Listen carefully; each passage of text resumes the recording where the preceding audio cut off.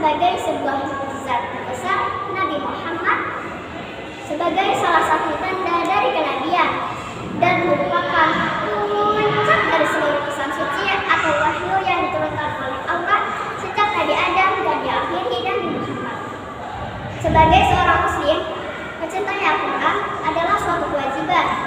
Perintah mencintai Al-Quran banyak kita jumpai, baik dalam Al-Quran maupun dalam hadis. Berikut dalil yang meringankan kita untuk mencintai Al-Quran. Allah Azza wa Jalla berfirman, "Qul in kuntum tuhibbunallaha fattabi'uni yuhibbukumullahu wa yaghfir lakum dzunubakum wallahu ghafurur rahim." Artinya, katakanlah Muhammad, jika kamu mencintai Allah, ikutilah aku. Niscaya Allah mencintaimu dan menghapus dosa-dosamu. Allah Maha Pengampun, Maha Penyayang. Al-Quran Surat Al-Imran ayat 31. Ayat tersebut menyebutkan bahwa seorang yang mencintai Allah haruslah mengikuti Nabi Muhammad Sallallahu Alaihi Wasallam. Orang yang mencintai Allah berarti dia mencintai Al-Quran sebagai kalamnya. Dia pun harus mengikuti ajaran Nabi Muhammad Sallallahu Alaihi Wasallam sebagai penerima wahyu Al-Quran. Mengikuti Nabi Muhammad Sallallahu Alaihi Wasallam berarti menerima dan mencintai hadis sebagai ajaran-ajaran beliau. Rasulullah Sallallahu Alaihi Wasallam pernah berpesan kepada umatnya agar senantiasa berpegang pada Al-Quran dan hadis.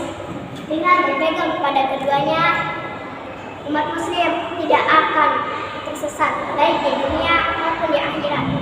Rasulullah Sallallahu Alaihi Wasallam pernah berpesan, "Aku tinggalkan kepadamu dua perkara.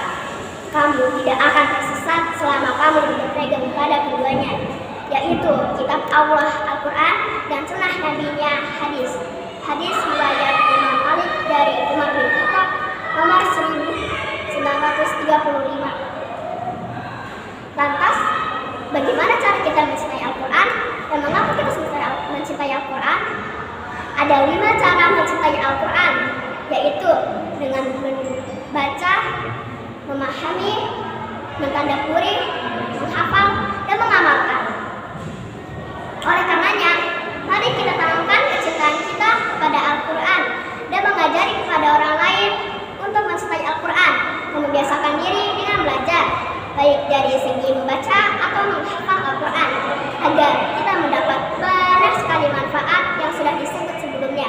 Dan tidak lupa, kita harus mengamalkan apa yang ada dalam Al-Quran, karena dengan mengamalkan apa yang ada dalam Al-Quran, insya Allah hidup kita akan berjalan dengan baik dan juga berkah, serta diridhai oleh Allah Subhanahu wa Ta'ala. Sekian pidato singkat ini.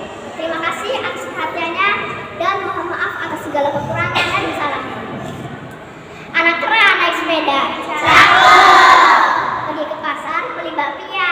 Cakep. Kalau Al-Quran jarang dibaca, awas nanti masuk neraka.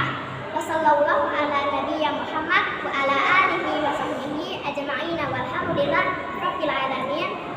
Wassalamualaikum warahmatullahi wabarakatuh.